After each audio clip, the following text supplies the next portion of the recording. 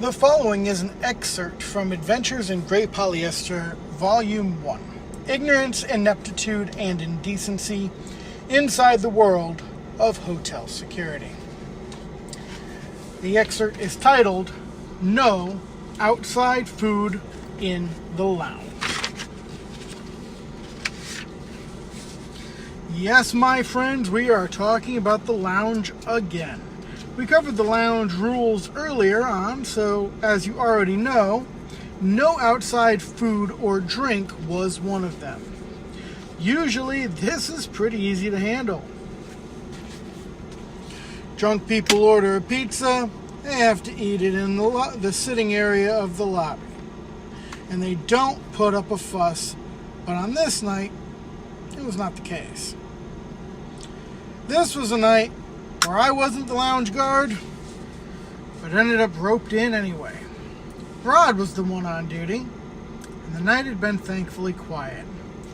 When all of a sudden, I hear shouting in Spanish.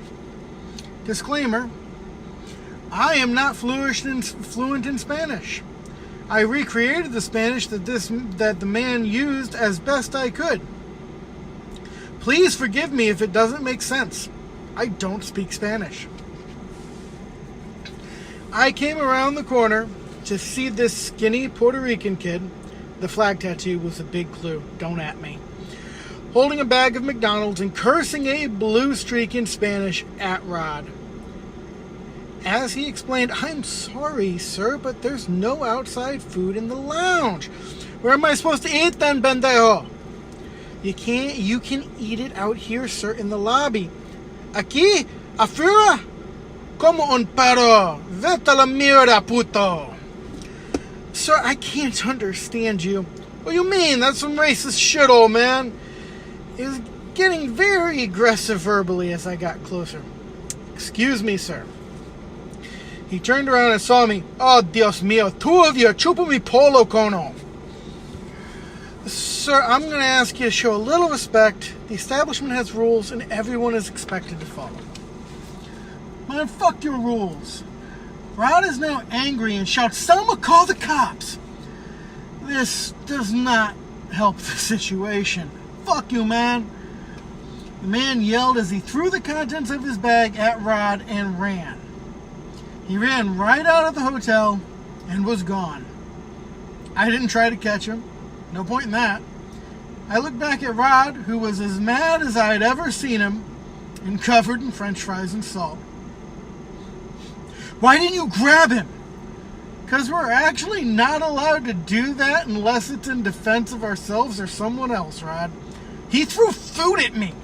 Yes, and then ran. Which means he was no longer a threat and ergo could not be physically restrained by a guard. Did you call the cops, Selma? No, by the time I went to call, he was gone. Call the damn cops! I needed to chill Rod out. Hey, and tell them what? That a Spanish guy threw food at you? Rod was not happy with me. Rod, is there a receipt in the bag? No. Selma, was he a guest of the hotel? No. Hey, Mac, did that guy have a tab? Nope, was paying cash. So we literally have no information to give them, Rod. We could give them a description. Sure, Rod. We'll tell them it was a 6-foot brown guy in blue jeans and a sleeveless shirt with a Puerto Rican flag tattoo.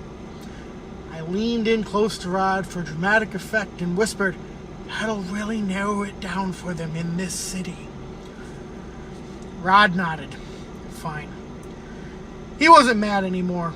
He wasn't happy, but he wasn't mad. But I couldn't help myself. I reached up and brushed salt off his shoulder. You're looking a little salty there, bud. And Selma almost fell over laughing, which of course made me and Mac laugh as well. It was a good night. It was a good laugh all night, or at least till Rod left at 0200. Poor Rod.